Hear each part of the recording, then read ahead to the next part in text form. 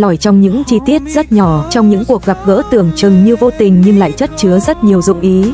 Câu chuyện về việc Phùng Thiệu Phong lấy mẹ vợ làm cái cớ để đưa con trai gặp Triệu Lệ Dĩnh cũng giống như vậy, không ồn ào, không tuyên bố, nhưng đủ để khiến những người chứng kiến phải dừng lại suy nghĩ rất lâu. Sau khi ly hôn, mối quan hệ giữa Phùng Thiệu Phong và Triệu Lệ Dĩnh luôn được truyền thông mô tả bằng hai chữ văn minh, không xịt căng đan, không công kích lẫn nhau, cũng không xuất hiện chung trước công chúng.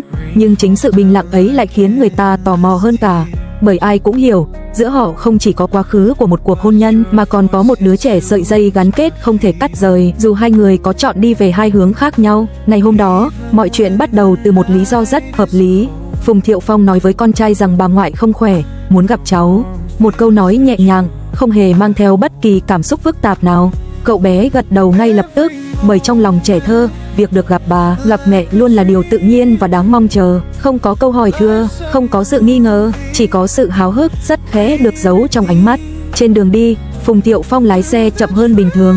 Thành phố trôi qua ngoài cửa kính như một cuốn phim cũ, nơi mỗi con đường đều mang theo một mảnh ký ức. Anh không nói nhiều, con trai anh cũng vậy. Hai cha con im lặng,